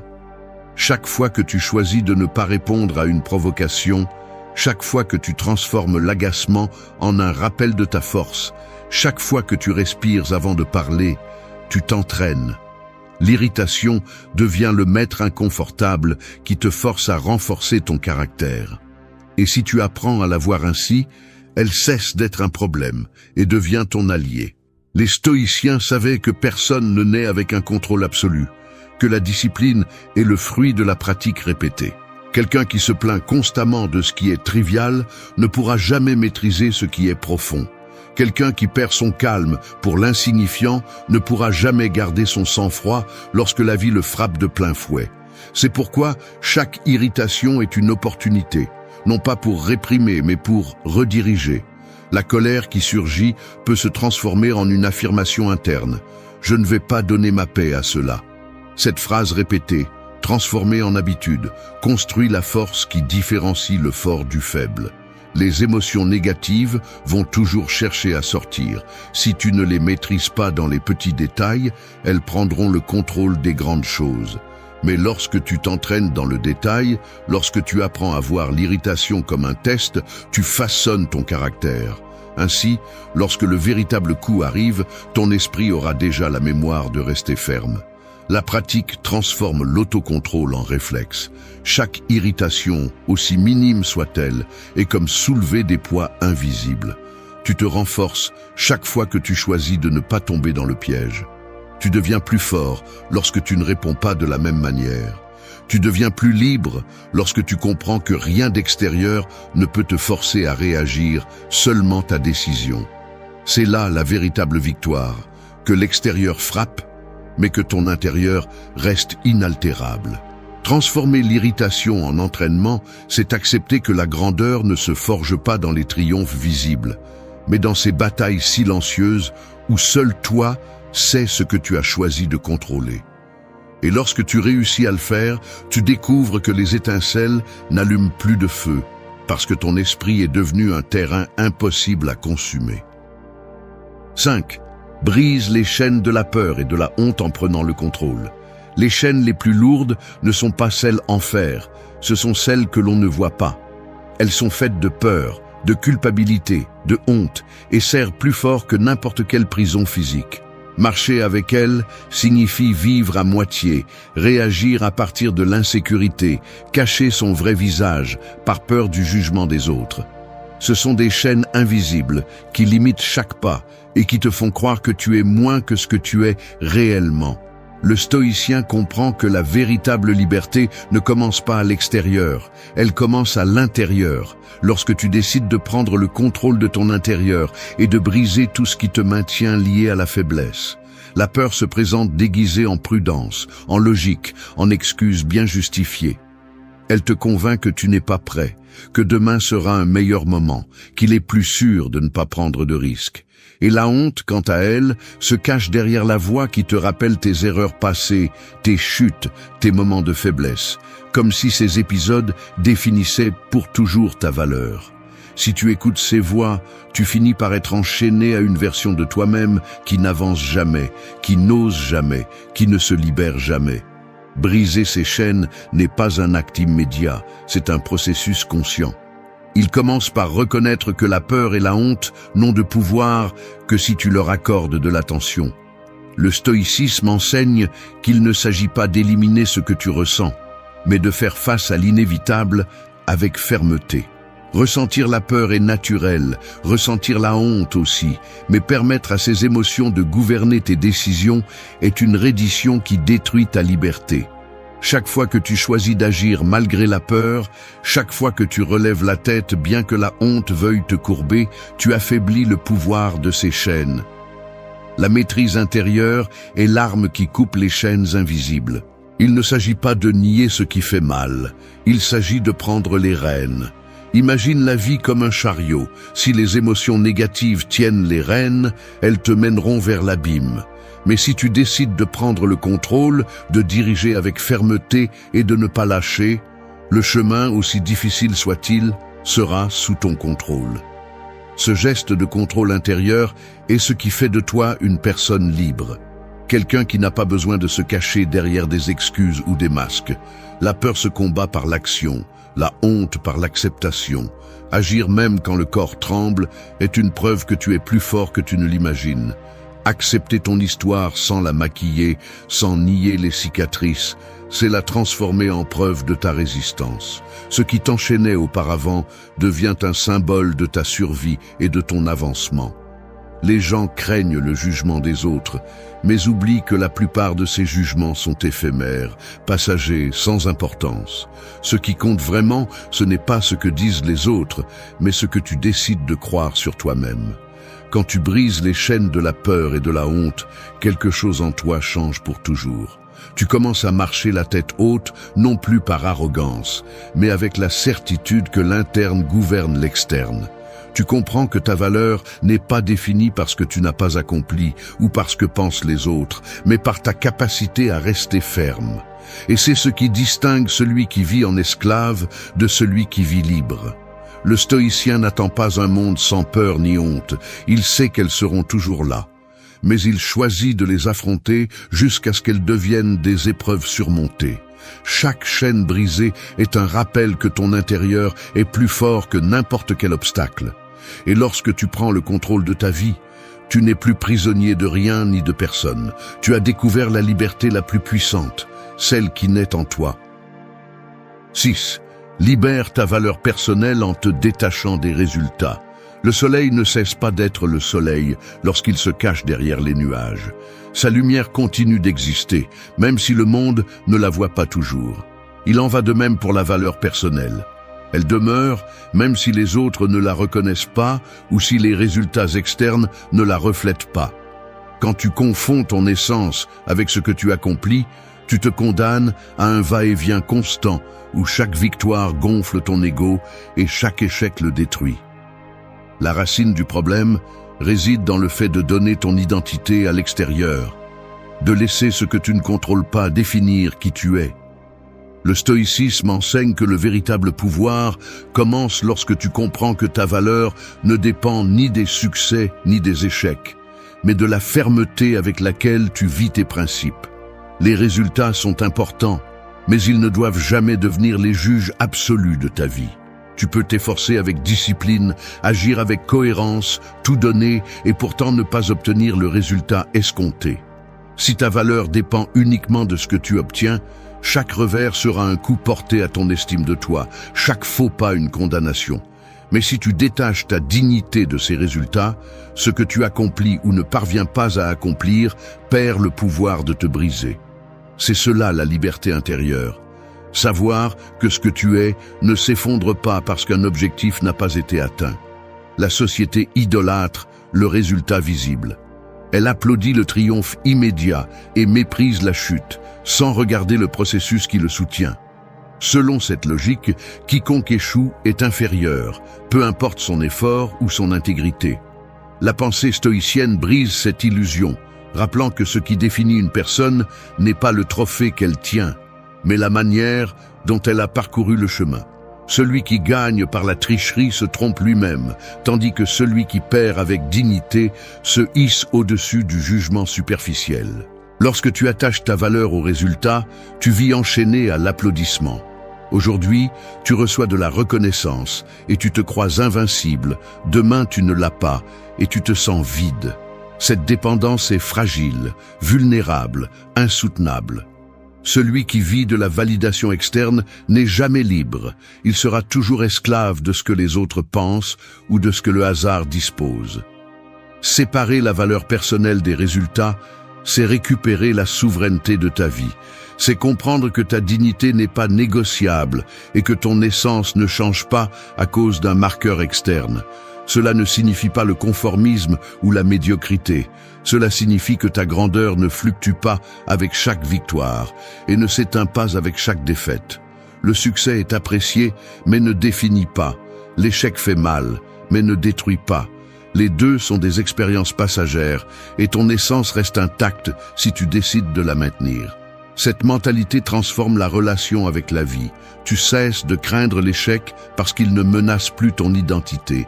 Et tu cesses d'être obsédé par la victoire parce que tu n'as plus besoin de prouver quoi que ce soit à qui que ce soit.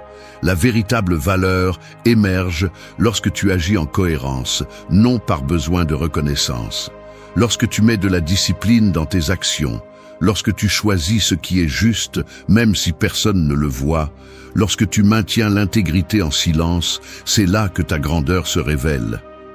Cette valeur ne dépend pas des chiffres, des trophées ou des applaudissements, car elle naît de la fermeté de ton caractère. Celui qui parvient à détacher sa valeur des résultats vit avec une force inébranlable. Les fruits viendront ou non, les victoires se produiront ou non, mais ce que tu es ne change pas. Comme le soleil qui continue de briller derrière les nuages, ta valeur demeure même si le monde ne la voit pas toujours. C'est cette force intérieure que personne ne peut te prendre. 7. Choisis ta paix plutôt que ton orgueil.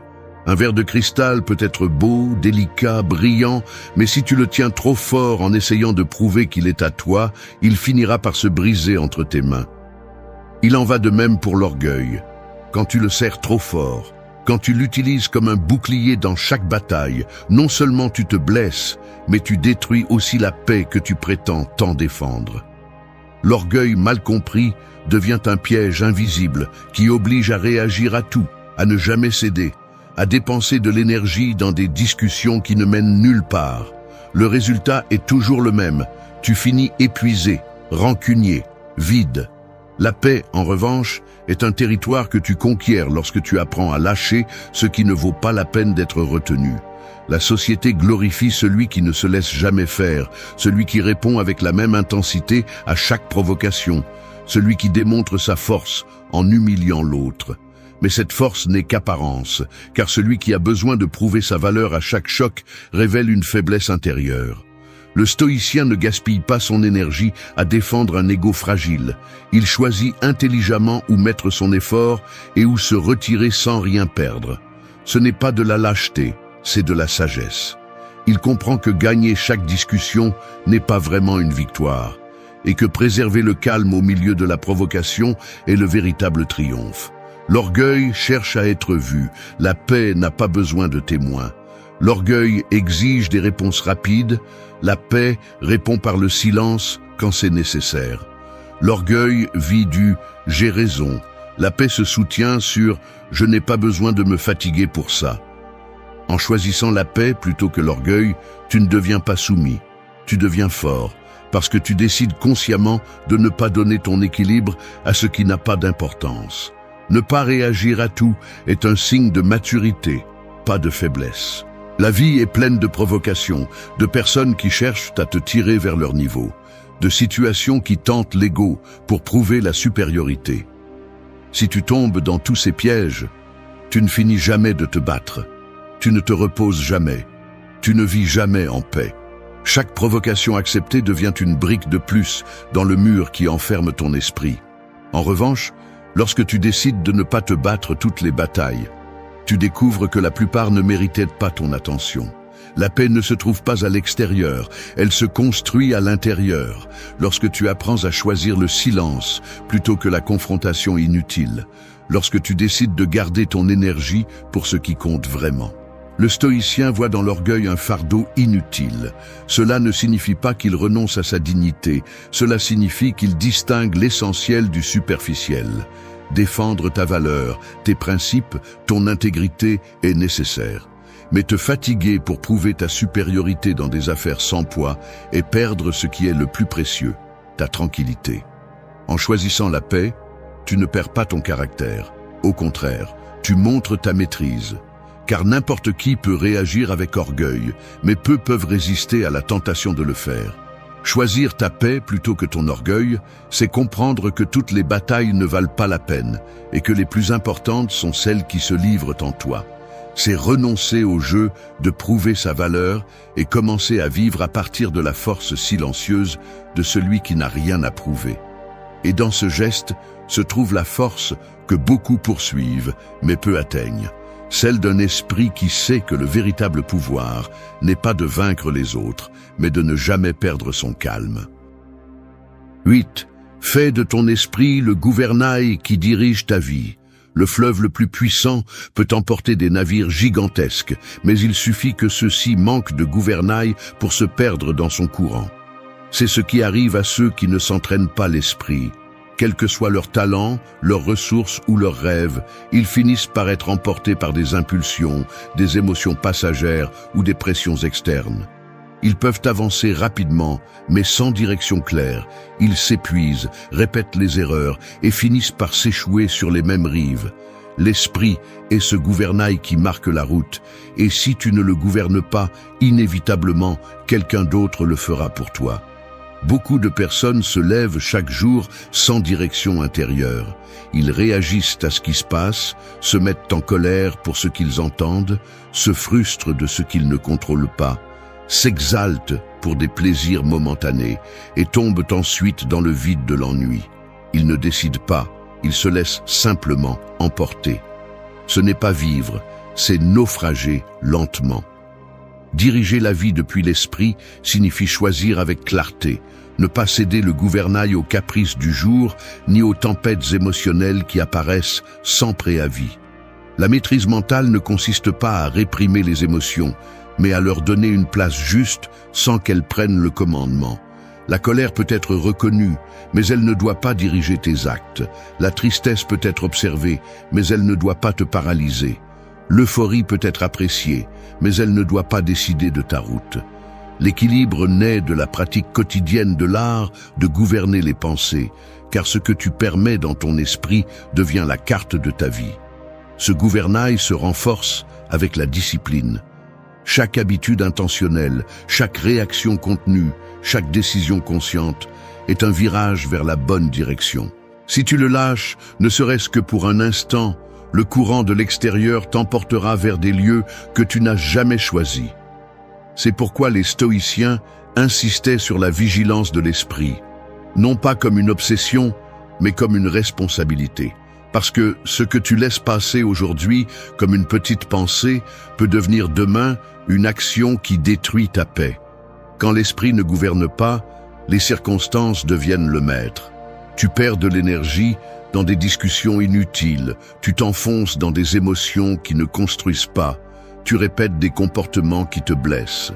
En revanche, lorsque tu prends le commandement, tu découvres que tu n'as pas besoin de contrôler le vent ni d'arrêter les vagues, il suffit de tenir le gouvernail fermement. C'est ce qui différencie celui qui est victime de la vie de celui qui devient le capitaine de lui-même. La clarté mentale ne surgit pas de nulle part, elle se cultive dans la pratique constante. Observer tes pensées, questionner celles qui naissent de l'insécurité ou de la peur, choisir consciemment ce que tu veux soutenir. En le faisant, ta vie cesse de dépendre du hasard et commence à être guidée par des convictions fermes. Cela ne signifie pas que la route sera facile, la mer apportera toujours des tempêtes, mais tant que le gouvernail est entre tes mains, tu sauras où aller. Fais de ton esprit un gouvernail et non un passager. Ne donne pas cette direction à ce que les autres pensent, ni à ce que tes émotions momentanées dictent. Quand tu apprends à te gouverner, tu découvres que même au milieu de la tempête, tu maintiens le cap, et dans le calme, tu ne perds pas la clarté. C'est la force silencieuse que les stoïciens défendaient, non pas dominer la mer, mais dominer la direction.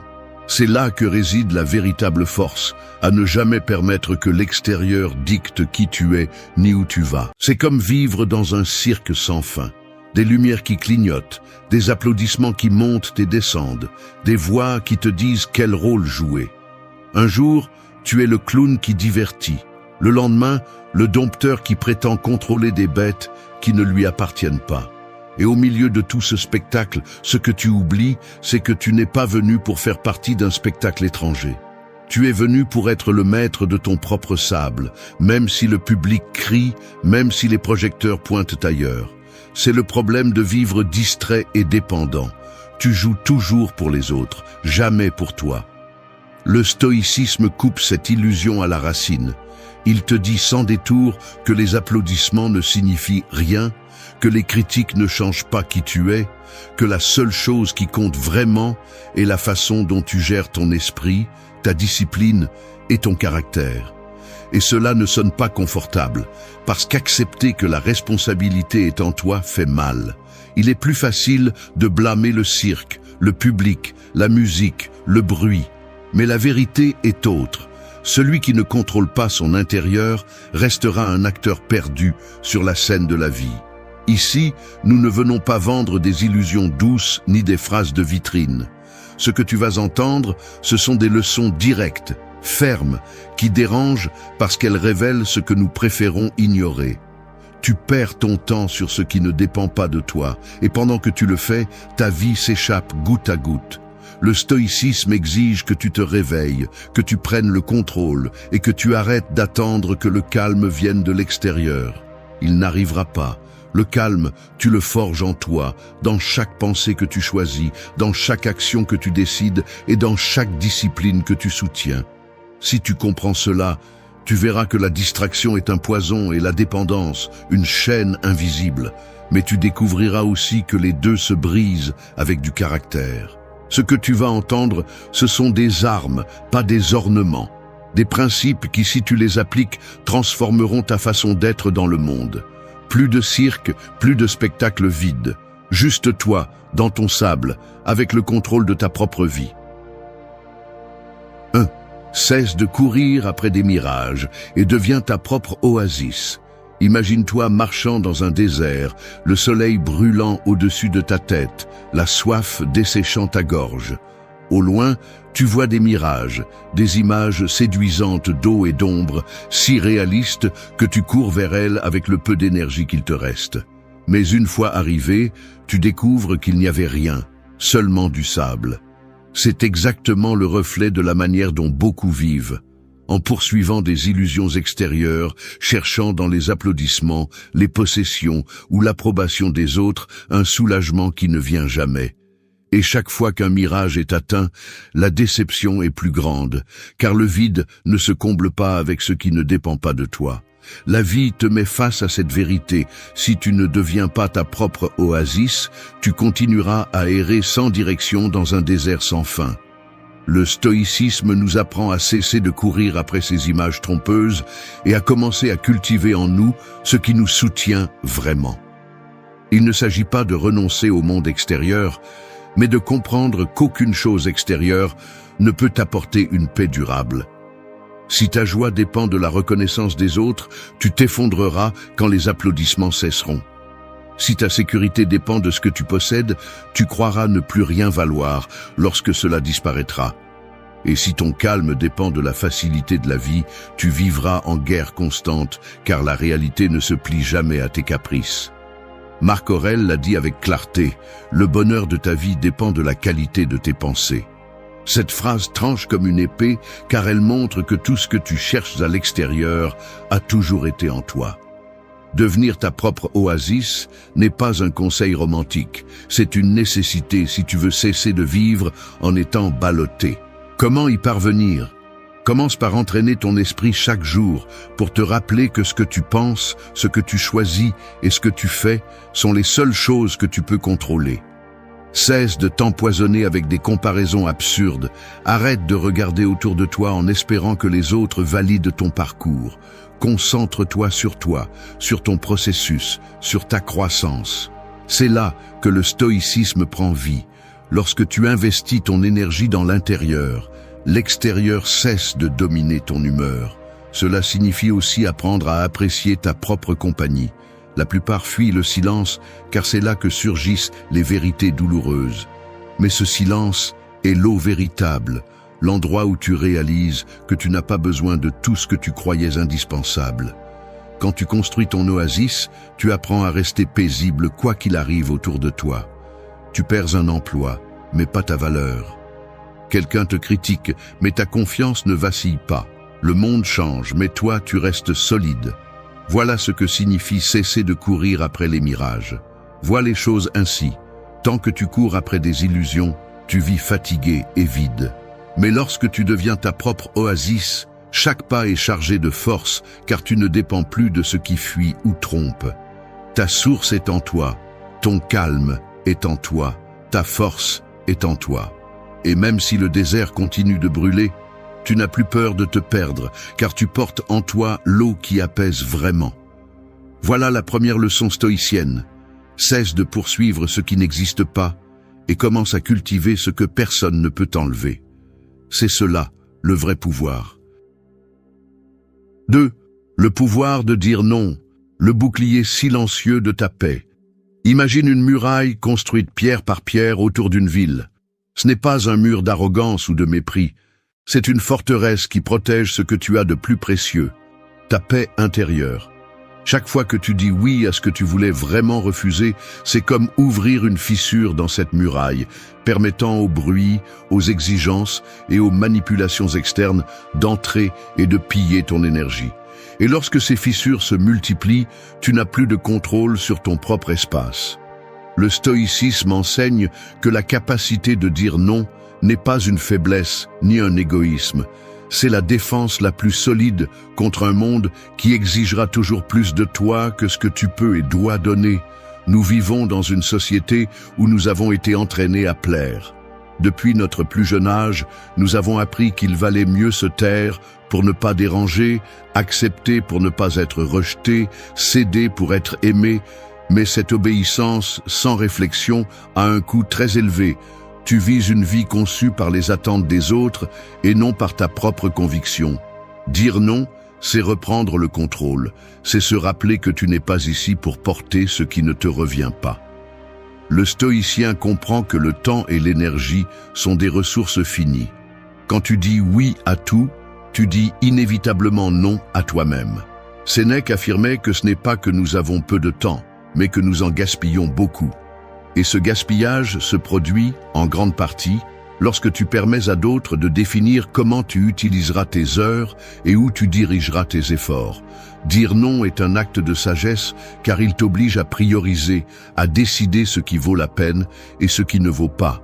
Il ne s'agit pas de se fermer au monde, mais d'apprendre à discerner ce qui apporte et ce qui ne fait que soustraire. Pratiquer ce principe dans la vie quotidienne demande du courage. Il est facile d'acquiescer.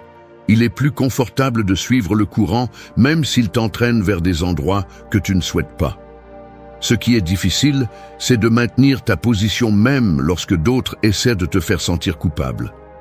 Mais c'est là que réside la force du bouclier silencieux. Un non ferme et serein a plus de pouvoir que 1000 excuses hésitantes. Quand tu apprends à le prononcer sans peur, tu envoies un message clair. Ta vie n'est pas à vendre, ton temps n'est pas négociable et ta paix n'a pas de prix. Le prix de ne pas dire non est élevé. Tu te retrouves avec des engagements que tu ne veux pas, des conversations qui t'épuisent, des environnements qui t'éteignent. Tu perds ton focus, tu perds ta vitalité, tu perds ton authenticité. Et le pire, c'est que tu commences à en vouloir aux autres pour ce qui était en réalité ton manque de limite. Dire non, ce n'est pas rejeter les gens. C'est te rejeter toi-même quand tu te trahis juste pour plaire.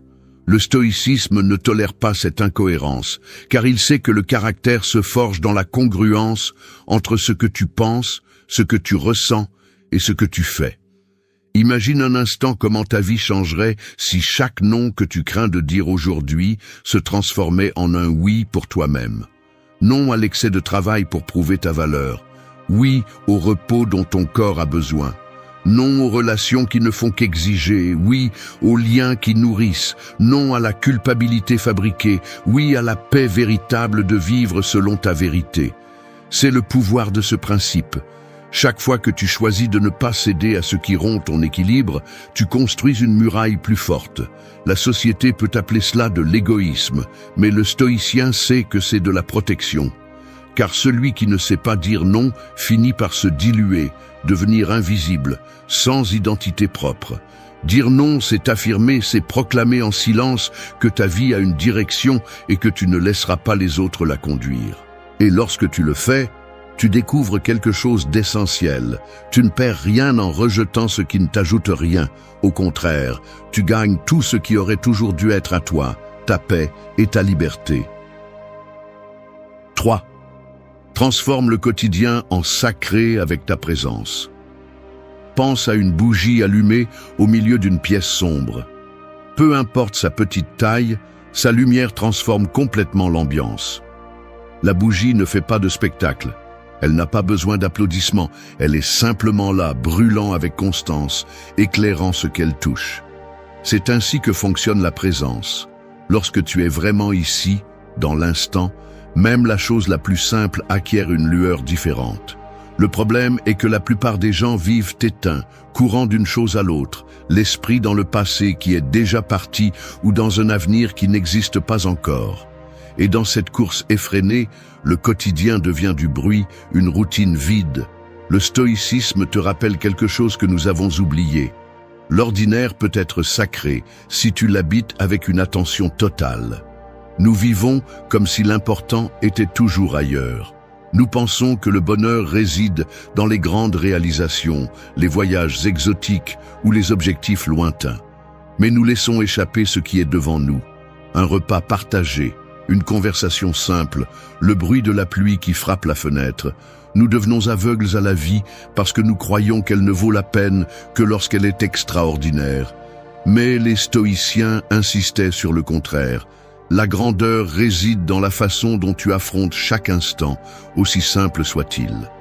Marc Aurèle le répétait dans ses méditations, « Ne perds plus de temps à discuter de ce qu'est un homme bon, sois-en un. » Autrement dit, ne rêve pas de ce que serait la vie parfaite, vise avec grandeur ce que tu as déjà entre les mains. Transformer le quotidien en sacré exige une discipline mentale. Cela signifie s'arrêter quand tu manges et vraiment savourer, ne pas avaler rapidement tout en regardant un écran. Cela signifie écouter quelqu'un avec toute ton attention, ne pas simplement attendre ton tour pour parler. Cela signifie marcher dans la rue et sentir l'air sur ton visage, au lieu de rester coincé dans des soucis qui n'existent que dans ton esprit. C'est facile à dire, difficile à pratiquer, parce que l'habitude de se distraire est forte. Mais c'est justement là que réside l'entraînement stoïcien. Chaque jour est un champ de bataille pour récupérer ton attention. La présence n'est pas un luxe, c'est l'essence de la vie. Sans elle, tu passes comme un fantôme à travers tes propres jours, pensant toujours à la prochaine chose, ne savourant jamais ce qui se passe déjà. Et puis, tu es surpris de sentir que les années passent, que la vie s'échappe. Bien sûr qu'elle s'échappe, parce que tu n'y étais jamais vraiment.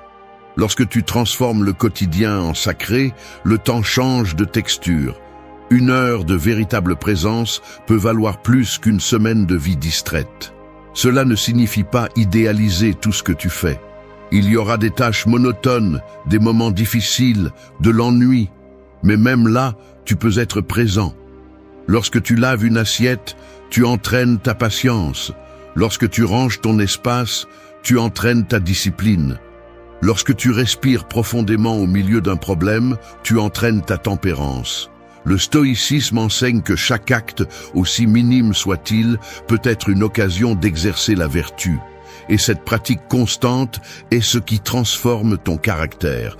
Imagine l'impact de l'application de ce principe dans ta vie quotidienne. Tu ne manges plus de manière automatique, tu remercies pour la nourriture. Tu ne converses plus à moitié, tu regardes dans les yeux et tu écoutes vraiment. Tu ne vis plus en te plaignant de la routine, tu vois dans chaque instant un entraînement pour ton esprit et ton âme. C'est ce que signifie rendre le quotidien sacré, arrêter de traiter la vie comme un brouillon et commencer à la vivre comme si chaque instant était définitif. Parce que c'est le cas. Lorsque tu le comprends, tu découvres que la présence est un pouvoir silencieux. Elle n'a pas besoin de fanfaronner, elle ne cherche pas la reconnaissance. Comme la bougie dans l'obscurité, elle éclaire simplement. Et plus tu la pratiques, plus tu comprends que la véritable richesse ne réside pas dans ce que tu poursuis, mais dans la façon dont tu habites ce que tu as déjà. 4. L'art de faire taire le bruit pour écouter ta vérité. Imagine un lac d'eau cristalline au milieu des montagnes. Quand le vent souffle fort, la surface se trouble, les vagues brisent le calme, et tout ce que tu vois est la confusion. Mais si le vent s'arrête, l'eau revient à son état naturel et reflète clairement tout ce qui l'entoure. C'est ainsi que fonctionne ton esprit. Tant que tu permets au bruit externe de le perturber, tu ne verras pas clairement. Tu n'entendras que des voix qui ne sont pas les tiennes. Mais quand tu apprends à faire taire le tumulte de l'extérieur, ton intérieur devient un miroir où apparaît ta vérité. Nous vivons dans une ère saturée de bruit. Des nouvelles qui hurlent des malheurs, des réseaux sociaux qui dictent ce que tu dois désirer, des gens qui donnent leur avis sur ta vie sans la connaître. Le monde semble déterminé à ce que tu n'aies jamais une seconde de silence. Et beaucoup, sans s'en rendre compte, deviennent accros à ce bruit parce qu'il les empêche de se confronter à eux-mêmes. Mais voici la dure réalité. Celui qui ne supporte pas le silence ne se connaît pas. Et celui qui ne se connaît pas vit emprunté, répétant toujours ce qu'il entend, jamais ce qu'il ressent. Le stoïcisme nous met en garde contre cette servitude. Tu ne peux pas contrôler ce qu'ils disent, ce qu'ils pensent, ce qu'ils inventent, mais tu peux décider de ce que tu laisses entrer dans ton esprit. Chaque pensée que tu permets est comme une graine qui germe en toi. Si tout ce que tu sèmes sont des voix étrangères, comment espères-tu récolter une vie authentique?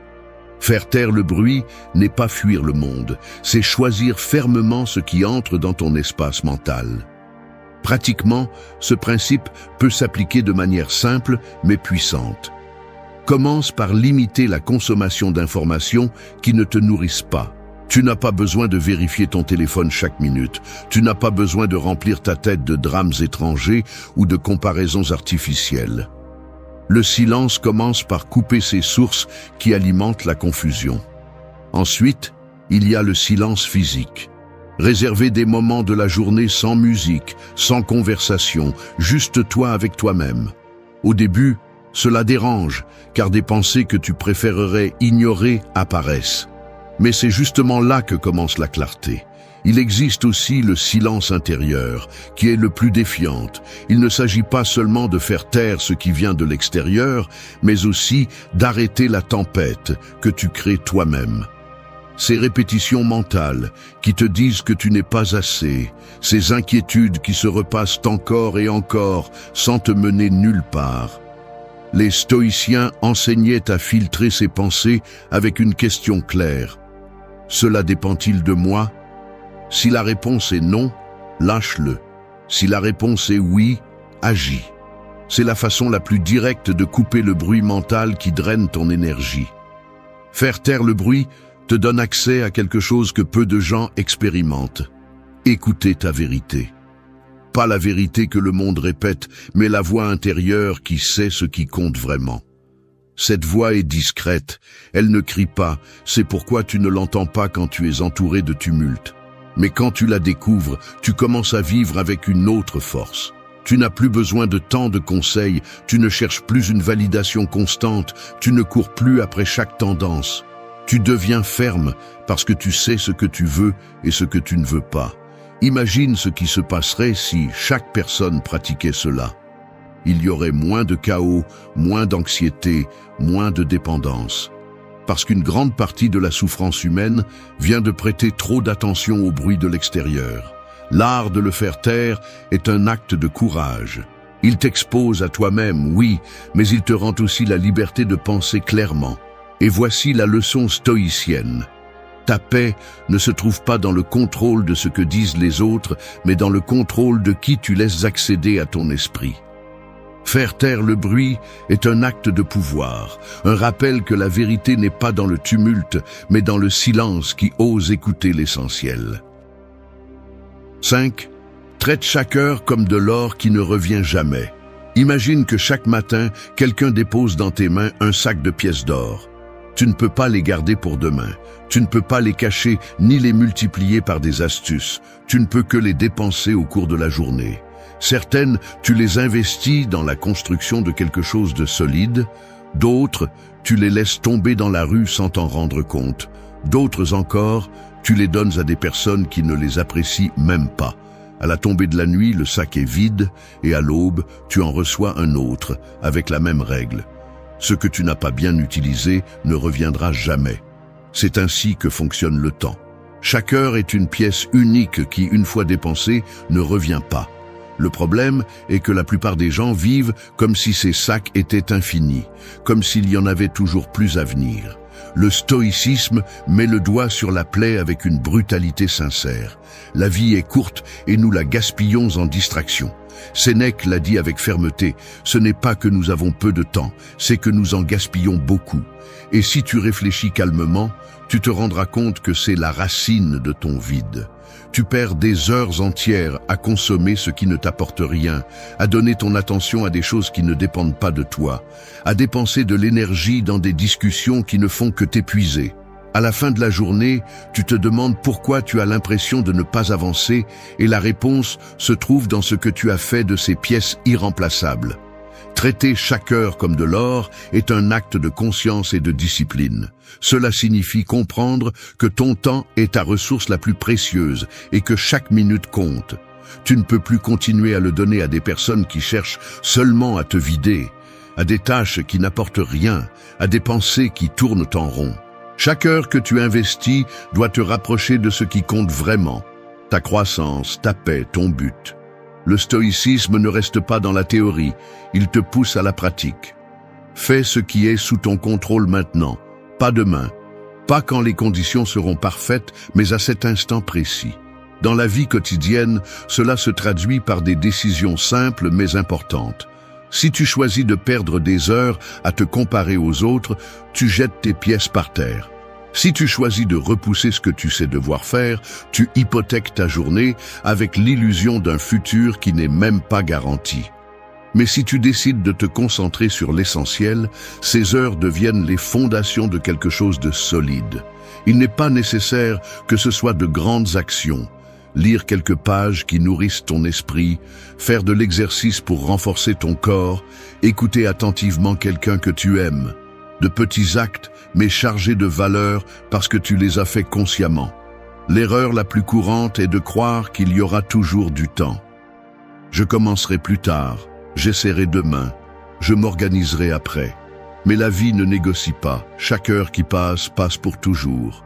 Et le jour où tu comprendras vraiment cela, tu arrêteras de repousser ce qui compte.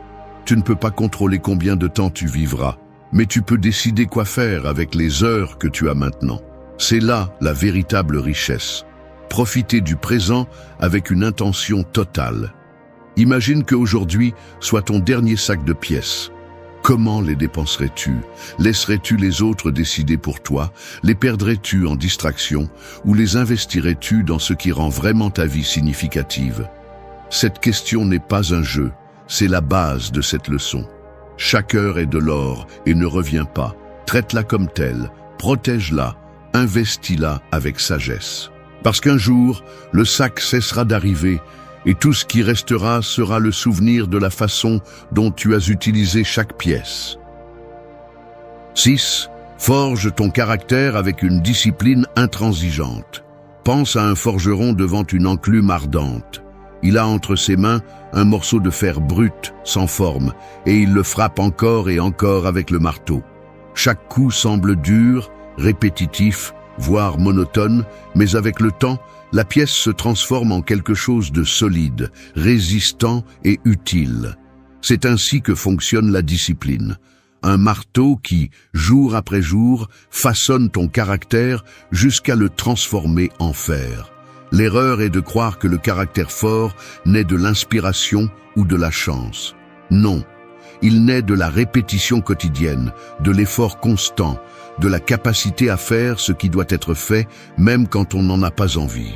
Le stoïcisme est clair, la discipline est la base de la liberté. Cela semble contradictoire, mais ce ne l'est pas. Celui qui n'a pas de discipline est enchaîné à ses impulsions, esclave de la paresse, victime de l'excuse. Seul celui qui s'entraîne lui-même a le pouvoir de choisir à chaque instant ce qui est juste plutôt que ce qui est confortable. Et cela ne se réalise pas avec des discours motivants, mais avec de la pratique. Se lever tôt, même si tu veux rester au lit. Accomplir une tâche, même si ton esprit te crie de la laisser pour demain. Résister à la tentation d'abandonner ce que tu as commencé. Chaque action de ce type est un coup de plus sur l'enclume qui forge ton caractère. Dans la vie quotidienne, le manque de discipline se manifeste par de petits gestes qui semblent insignifiants. Ne pas tenir les promesses que tu t'es faites à toi-même. Remettre à plus tard ce que tu pouvais faire aujourd'hui, te rendre au premier obstacle. Ces détails, accumulés, font la différence entre quelqu'un qui se maîtrise et quelqu'un qui se perd dans ses propres excuses. Le stoïcien ne cherche pas le confort, il cherche la fermeté. Et cette fermeté s'entraîne dans la simplicité, dans ce que tu répètes tous les jours. La discipline ne négocie pas. C'est le point clé. Si tu ne respectes que lorsque tu en as envie, ce n'est pas de la discipline, c'est un caprice. La véritable force se démontre lorsque tu agis malgré ton manque d'envie. Lorsque ton corps est fatigué, mais que tu te lèves quand même. Lorsque ton esprit cherche des excuses, mais que tu choisis d'avancer. C'est là que ton caractère est mis à l'épreuve. Et plus tu l'exerces, plus il devient fort, comme le fer qui résiste aux coups sans se briser. Beaucoup cherchent la motivation comme s'il s'agissait d'un carburant magique. Ils espèrent se sentir inspirés pour agir, mais c'est un piège. La motivation est volatile, la discipline est stable. La motivation va et vient comme le vent, la discipline reste comme un rocher. Si tu comprends cela, tu arrêteras d'attendre les conditions parfaites et tu commenceras à agir maintenant. Parce que chaque jour où tu cèdes au confort, ton caractère s'affaiblit. Et chaque jour où tu choisis le chemin difficile, ton caractère se renforce. Il ne s'agit pas de te punir, il s'agit de t'entraîner.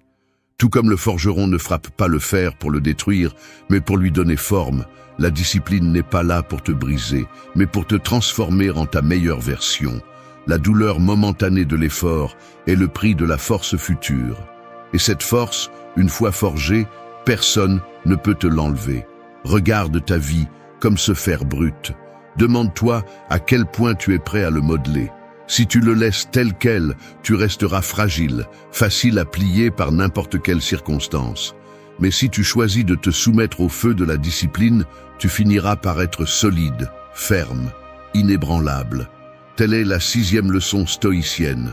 Ton caractère n'est ni hérité ni acheté, il est forgé.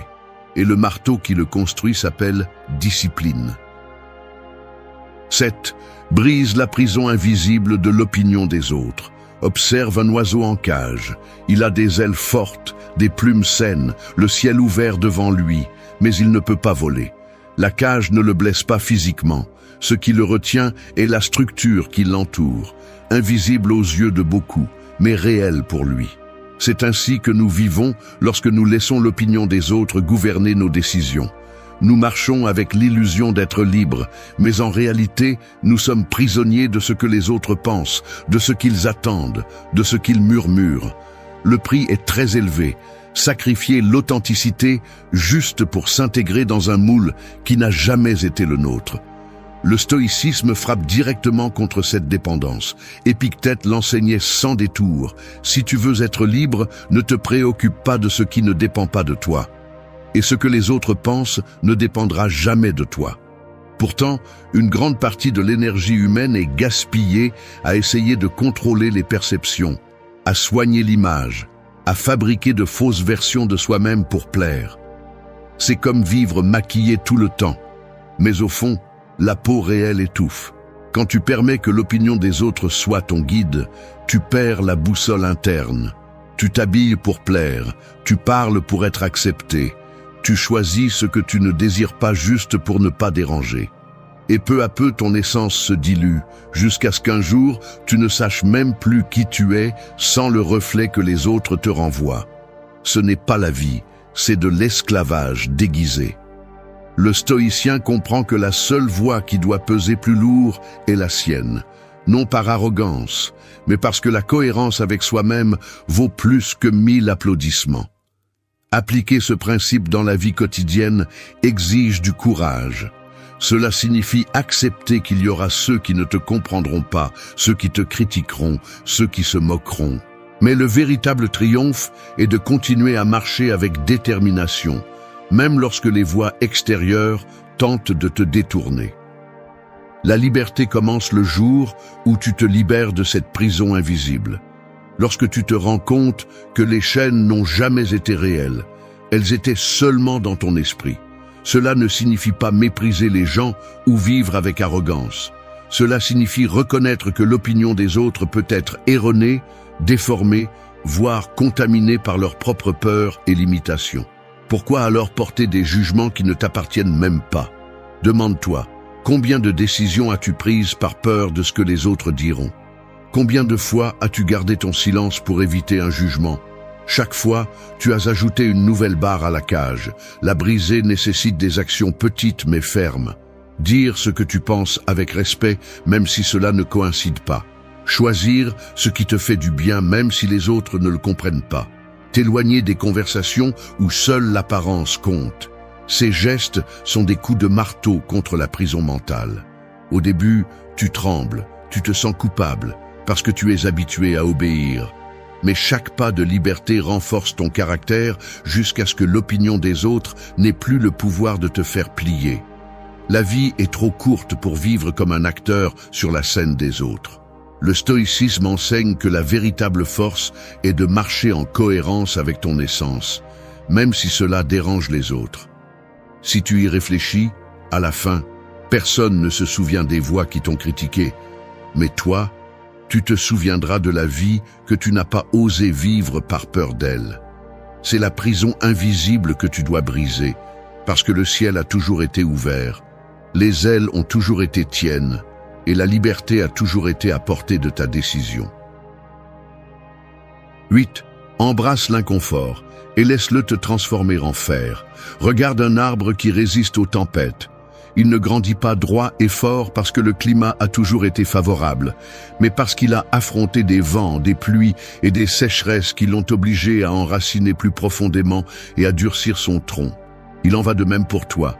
Ce n'est pas dans le confort que ton caractère se forge, mais dans l'inconfort qui te dérange, qui te défie, qui te pousse au-delà de ce que tu croyais possible. Le stoïcisme le rend clair. Fuir l'inconfort, c'est fuir ta propre croissance. Chaque fois que tu choisis la facilité, tu deviens plus faible, plus fragile, plus dépendant. Chaque fois que tu affrontes la difficulté, même si cela fait mal, tu te renforces. Marc Aurèle l'a écrit avec force. L'action que tu affrontes est le chemin, l'obstacle devient la voie. Cela signifie que chaque difficulté est, en réalité, une opportunité déguisée. Dans la vie quotidienne, cela se traduit par des détails qui semblent petits. Te lever tôt quand ton corps demande à continuer à dormir. Terminer une tâche même si tu n'en as plus envie. Affronter une conversation inconfortable au lieu de la repousser. Faire de l'exercice même si tu es fatigué. Ce sont des coups de marteau qui, répétés, transforment ton caractère en fer. L'inconfort est inconfortable, oui, mais c'est la forge où ta volonté se durcit. La plupart cherchent des raccourcis, la distraction immédiate, le plaisir rapide, la sortie la plus facile. Mais ces chemins ne mènent jamais à la force. L'homme qui fuit toujours la difficulté finit par être fragile, et quand arrive la vraie tempête, il n'a pas de racines pour se soutenir. Le stoïcien choisit le contraire. Il accepte la douleur de l'effort parce qu'il sait que c'est le prix de la liberté intérieure. Demande-toi, combien de fois as-tu évité l'inconfort et ensuite regretté? Et combien de fois as-tu traversé la douleur et découvert que tu étais plus fort que tu ne le pensais? L'inconfort ne vient pas pour te détruire, il vient pour te montrer de quoi tu es fait.